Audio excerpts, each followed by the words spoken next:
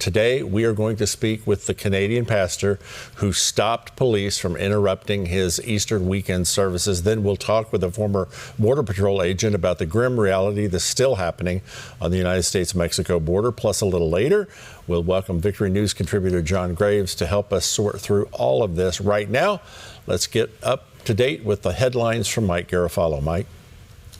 Greg, a night of violence and destruction on Sunday in a Minneapolis suburb led to the calling in of the National Guard. It happened after hundreds of people looted and rioted into the early morning hours on Monday. The unrest took place hours after a black man was shot dead while trying to flee arrest just 10 miles from where George Floyd died. The incident happened in a Minneapolis suburb of Brooklyn Center. Police say it started when they pulled over a driver for a traffic stop and determined that he had an outstanding warrant. When the man realized police were going to arrest him, well, he ran back to his vehicle and was reportedly shot by an officer just before he got in his car. The man, identified as 20-year-old Dante White, managed to drive away before crashing his vehicle a few blocks away. White reportedly died at the scene. The shooting occurred during the murder trial, of course, of Derek Chauvin in Minneapolis, about 10 miles away. Chauvin, a former Minneapolis police officer, faces a number of charges for the Memorial Day police-involved killing of George Floyd. Well, with everything else going on around the country and around the world, we hear very little about what is going on in Portland, Oregon as of late. Well, here is an update. The New York Post is reporting that a U.S. Immigration and Customs Enforcement facility burned during protests on Saturday night after numerous loudspeaker warnings. Rioters did not disperse. They ended up ripping down fencing around the building and setting fire to the front of that building. Eventually, that fire started burning the front of the building. Agents reportedly fired pepper balls to disperse those rioters. A journalist that was apparently on scene tweeted, "First Antifa fire of the night." And former New Jersey Governor CHRISTIE on Sunday during ABC's This Week essentially came straight out and accused President Biden of lying about his nearly $2 trillion infrastructure package. Let's take a listen. You cannot call a $400 billion plan to force unionization in states to say that taking care of increasing Medicaid payments in states is infrastructure. Now, language does matter. We learned that in the last 4 years, how you use it and what you say. And I said last week that the president's not telling the truth, and he's not telling the truth about the infrastructure package. This is the care economy. This is care infrastructure. It's baloney. Welcome ruling from Christians, for Christians that is, from the U.S. Supreme Court on Friday, despite the Chief Justice siding with the court's 3 liberals. As CBN News reports, the ruling lifted the Golden State's restrictions on in-home religious gatherings. And that means in-home Bible studies and prayer meetings can once again take place. In addition, as CBN News reports, the ruling stated that before limitations are implemented, the government must prove that religious gatherings present a greater risk than secular activities such as shopping and attending the movies. Greg, back to you. It's very interesting. It ties great into this next story. Last week, we brought you a story about one pastor, one of many in Canada, who has decided he's not going to permit police to interrupt his church on the Easter weekend. Watch this. Get out of this property. Immediately get out. Okay. Get out of this property immediately. Out. I don't want to hear anything. Out of this property immediately. I don't want to hear a word. Out. Out. Out of this property immediately until you come back with a warrant. Out. That pastor now joins us from Alberta, Canada, Pastor Artur Pawlowski. Pastor, welcome. Thank you very much for having me. Okay, that was just a little segment of what you did. Did they come back with a warrant? What's an update on what happened, why they were there, and going forward? They did not come back with the warrant. Their actions were totally illegal. And this started, of course, like for so many of my colleagues and Christians around the world, about 13 months ago when the police, 12 of them, showed up at my church, another church that I pastor. I feed thousands of people on the streets of Calgary, street church, and they announced that everything we're doing right now, it's illegal. I was the first clergyman in Canada to receive, I call them the COVID ticket, $1,200. And then I was threatened. My parishioners were physically assaulted by the police. And then I received a warning that if I will continue to feed the homeless people on the streets of Calgary, I will get $1 million ticket. So after that, I had many, many, many times police officers following me, coming to the church outside, issuing me summons to court tickets. I got 28 tickets so far and summons to court. But this was the first time that they dared to enter a building, a church building. They just walked in like into the restaurant with their guns, with their badges. I was shocked. I was shaken. The parishioners were shaken as well. And they did it illegally. They interrupted church service, which is a criminal offense. I was shocked, and you can tell from the video, I was shaken. This sounds like, I know this may be a bad analogy, that this is the only thing that comes to mind. This reminds me of Nazi Germany and Europe in World War II. Am I wrong? It's exactly, the stories that I've heard growing up from my grandparents about the fascism, Nazis, Gestapo, SS. My grandma had to hide under the mattress, and on top, another SS officer was raping another girl. I mean, the stories you hear about those people murdering women, children, terror, it was shocking. And of course, me being a Polish immigrant, I grew up under communism dictatorship.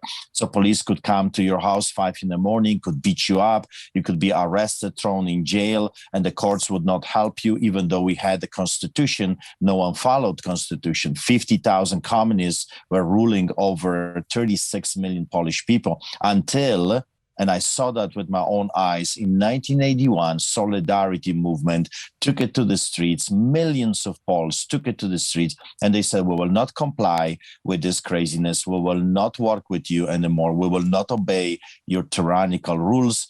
And in 1981, 1982, Solidarity movement with Lech Wałęsa won the freedom, and now Poland is one of the best democracies on the planet Earth. So I learned from that the only thing those mafia people, because that's what they are, they're not law enforcement officers right now. They came to enforce a bylaw. Bylaw is a lesser law to enforce the bylaw that I am wearing a mask or not. And at the same time, they broke two criminal laws. I mean, that's insane. If I would press charges, that's 5 years jail time. So in the name of the law, they would break all kinds of laws. And that's actually Poland under communism. That's Nazism. That's what Adolf Hitler did. Because you got to remember, everything Adolf Hitler did, everything Stalin did, according to them was lawful. That was the law, and you were required to obey that law. In other words, they were the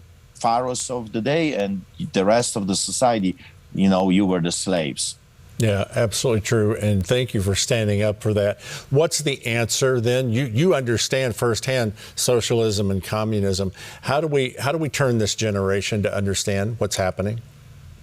Well, first of all, I have a message to the clergymen. When there was a time to stand up and fight and build God's kingdom, so many people were building their own kingdom. They were focusing on their own denominations, their own churches, how I can get something out of this deal. So I want to remind everyone that it cost the Father his Son, and it cost the Son, Jesus Christ, his own life, his own blood. So we have to go back to the basics. We have to go back to the words of Jesus Christ when he says, pick up your cross daily and follow me. That means it will cost you something. You got to stand up and you got to fight. And sometimes, yes, it will be tough. Sometimes some will be killed, as during the time of the apostles in the book of Acts. But they said very clearly, for the rest of us, we must, in chapter 5, book of Acts, we must obey God rather than men. So it's time to obey God rather than men. It's time to stand up. It's time for reformation, revolution, awakening, revival, if you will,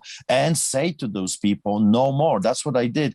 This was our holiest time of the year. It was the weekend of Easter, Passover, and I had in my heart I prepared a sermon for months. I was preparing myself with fasting and teaching about the story of Exodus. And Moses and Aaron were sent by God with a message, let my people go. So when I saw those villains, because that's what they were, villains, the wolves, I had to fend them off, telling them, get out. Because you see, lions never bow before hyenas, and those people acted like hyenas. They wanted to come and devour my parishioners that God entrusted under my care. As a shepherd, I have to fend off those hyenas. I have to stand up against those bears and those wolves. And I have to do what I believe every clergyman, every shepherd, pastor, priest is commanded to do, to stand up and fight. It says in the Bible, when you did everything to stand. So I stood my ground. I was not interested to hear what they have to say. I've heard it before. It's all lie after lie after lie. I just wanted them to get out. First of all, they were breaking the law. Secondly, that's not how you do it in a free and democratic society. You want to talk to me? You make an appointment, you talk to me. Do not come to the church with your guns. Even in the Middle Ages, the knights were supposed to leave their swords outside of their synagogues and the churches, cathedrals. But how dare they to come with their weapons into a holy place, into a sanctuary for so many people? So my message is, rise up, people, rise up, business owners, stand up, you restaurant owners, and get those villains out of your life. It's about time for a revolution. And I'm not talking about guns. I'm not talking about violence. That's Antifa and BLM. No, I'm talking about peaceful non-compliance. Telling them we will not submit to those tyrannical orders. We will stand up, we will unite, and we'll come together even stronger. If they shut down your church, do a church in front of the mayor's office. If they will shut down your synagogue, do it in a park. Let's have a biggest celebration on the planet Earth outdoors. And that's what people are looking to see, the sons of God be made manifest. They're looking for leadership, and the church is supposed to provide it. Pastor, thank you so very much. I know your battle is not over, but we're praying for you, and we're standing with you on this side of the border. Thank you for being with us today, sir. God bless you. Thank you so much. Be blessed. Texas Governor Greg Abbott is standing up for gun owners in his state. The shooting in Bryan, Texas, I went to the hospital where victims and their families were the night of the shooting. And we hugged and we cried and we talked to them about it. And as I was talking to family members of one of the victims, they said, Governor, please, do not allow this shooting to strip us of our Second Amendment rights. And they explained exactly why. They said the Second Amendment is there for the purpose of self-defense, and we need that self-defense now more than ever because of the cartels coming into our state, because of gangs that are operating in the neighborhoods, because of the defunding the police that make communities more vulnerable. Governor Abbott's comments come after he endorsed a proposed bill to turn Texas into a Second Amendment sanctuary state. That would prohibit state and local government agencies from enforcing or providing assistance to federal agencies on any new federal laws or rules regarding firearms, ammunition, and accessories. I want to bring John Graves in here, Victory attorney and Victory News contributor. John Graves, that pastor in Canada, you got to admire his tenacity and standing up for his congregation. I was rejoicing in my heart, Greg, the whole time. I kept thinking about John 10:12, where Jesus says a real shepherd will not flee when the wolves, he called them hyenas, when these jackals come in. And that's exactly what we have going. Tomorrow, there's a new book by Ken Starr, as I was listening to him, called Religious Liberty in Crisis. It gets delivered tomorrow. I think we're going to have him on soon. And to me, it is so powerful. We need pastors like that, and we need people like that are standing up. And I like the Governor Abbott is making Texas a Second Amendment sanctuary. It needs to be a First Amendment religious freedom sanctuary state, that we're not going to do these stupid laws against our ability to worship our God freely. I love that pastor. I wish God would multiply him by millions in our nation.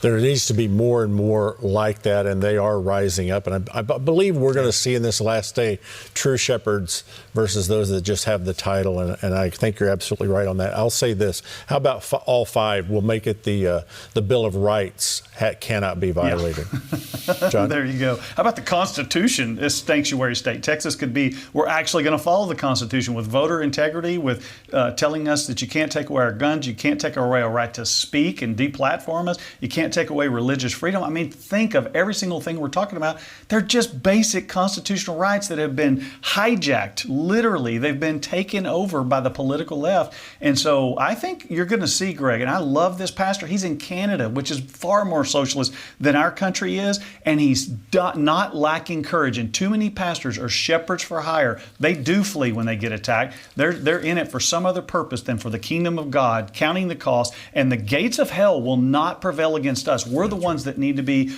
on the offensive to fight for this religious freedom that we have, that our nation was founded on so that we could freely worship. Greg, Iran on Sunday described a blackout at its underground Natanz atomic facility as an act of nuclear terrorism. And according to the Jerusalem Post, Israel's spy agency Mossad was reportedly behind that cyber attack. The cyber attack is said to have caused extensive damage to Iran's main uranium enrichment facility. According to the Post, Prime Minister Benjamin Netanyahu called the Security Cabinet's first meeting in 2 months to discuss Iran next Sunday and increase tensions with Tehran.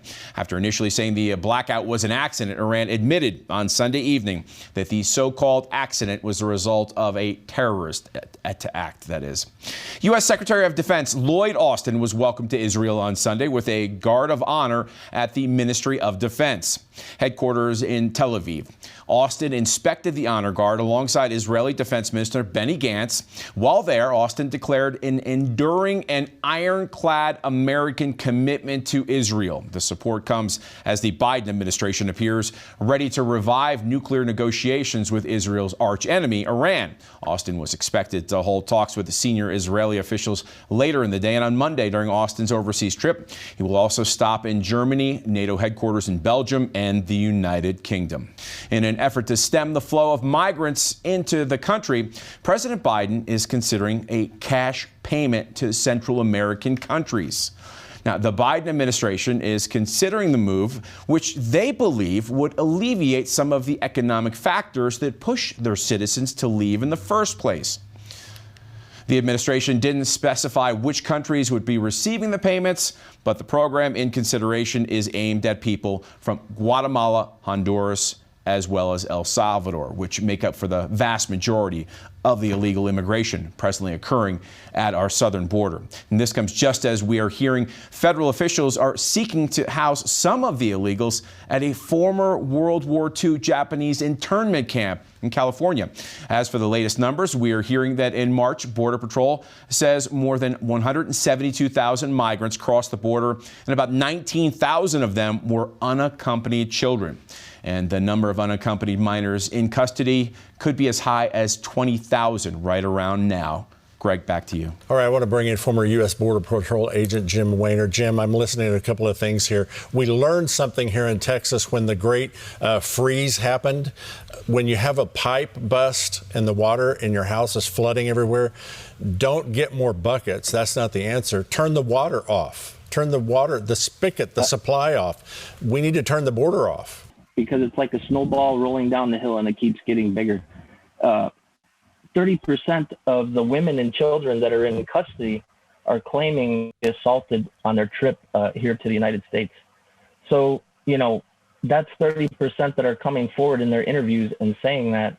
I know from personal experience over the years, the number is much higher than that. You know, and so do the math. I think the number I heard was 172,000.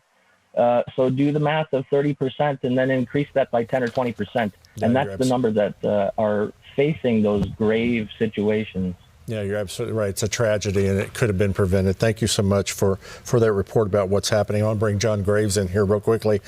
John, we heard this story about Lloyd Austin and the Secretary of Defense heading to Israel. Here's what I know about Israel and the Middle East.